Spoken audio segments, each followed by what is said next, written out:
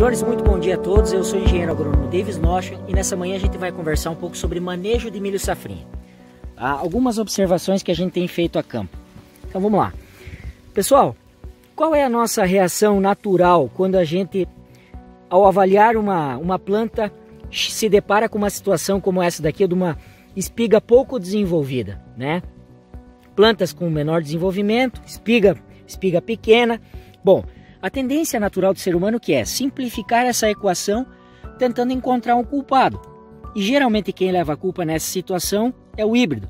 É o híbrido de milho, ou se for na cultura da soja, cultivar de soja e assim por diante. Mas essa é uma maneira, digamos assim, pouco inteligente da gente fazer uma reflexão do que pode estar acontecendo na área. A gente tem que tentar observar de forma mais aprofundada e detalhada. Então vamos lá.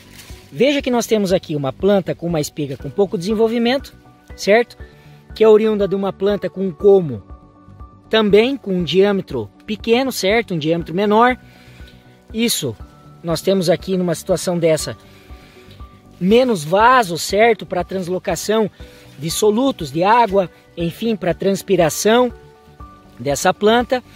E se a gente for observar, um menor desenvolvimento de colmo e de espiga, né? O menor desenvolvimento da planta é reflexo direto do que?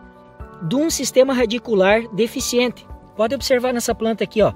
Você tem um volume de raiz muito pequeno. Essas plantas foram coletadas agora 2 dias após uma chuva de 25 a 30 milímetros, mais ou menos. Ou seja, o momento de você fazer coleta do material está adequado, porque a gente consegue coletar plantas e extrair um volume maior de raiz. Mesmo assim, você tem, né? A gente tem plantas com pouco desenvolvimento radicular. E se a gente for observar no solo, observe isso aqui. A gente vai cutucando com o canivete, observem que a gente vai retirando torrões, né? Blocos, lâminas de solo. Esse é um solo completamente desestruturado, ou seja, sem estrutura nenhuma. Solo com pouca estruturação física, né? Você tem problema de aeração, ou seja, você tem pouco oxigênio no solo, pouca capacidade de retenção de água, e aí os processos biológicos e também químicos ficam completamente comprometidos. Menor desenvolvimento de raiz, menor exploração de solo, e aí a consequência direta é isso aqui, plantas com menor desenvolvimento, certo? Se a gente for observar um pouco mais, veja que não tem solo que não tem cobertura vegetal, provavelmente o processo aqui de rotação de culturas também não existe, ou seja, não tem uma rotação de cultura adequada, não está sendo explorado esse solo com plantas de cobertura que tem um volume de raiz digamos assim, maior e mais agressivo para você formar a estrutura. Provavelmente você vai ter problema químico também, problema de acidez, altos teores de alumínio nesse solo. Então, assim, são vários os fatores que a gente tem que ir observando para poder chegar a uma conclusão. Porque, ó, observem aqui. Aqui nós temos espigas maiores, mas são espigas oriundas de plantas em que você tem um colmo mais desenvolvido e parte aérea, eu volto a frisar, é reflexo direto daquilo que nós temos no solo. Dá uma olhada aqui o sistema radicular dessas plantas aqui, bem melhor, né? Mais desenvolvido, explorando mais o solo, certo? Absorvendo mais água, transpirando melhor no momento em que você tem uma seca.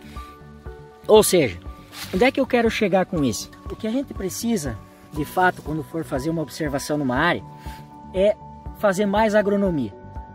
Como eu disse no início do vídeo, a nossa tendência sempre é simplificar a equação, tentar encontrar o culpado. Mas essa não é a maneira correta. A gente pode até culpar o híbrido ou uma cultivar de soja, e a gente muda de híbrido, muda de cultivar de soja, mas o nosso problema vai continuar igual, né? Eu sempre digo que a gente tem 2 opções na vida: ter razão ou resultado. Eu posso ter razão continuando culpar o híbrido de milho ou a cultivar de soja, ou eu posso abrir mão da minha razão, fazer uma análise mais profunda, certo? E aí mudar esse sistema. Realmente, de fato, encontrar o problema quer, que aqui no caso é o manejo, e aí propor uma solução para que isso não aconteça mais. E aí a gente possa ter ganhos de produtividade mais consistentes ao longo do tempo, ok? Então, essa é a mensagem que eu queria deixar. Valeu, um grande abraço a todos e até mais.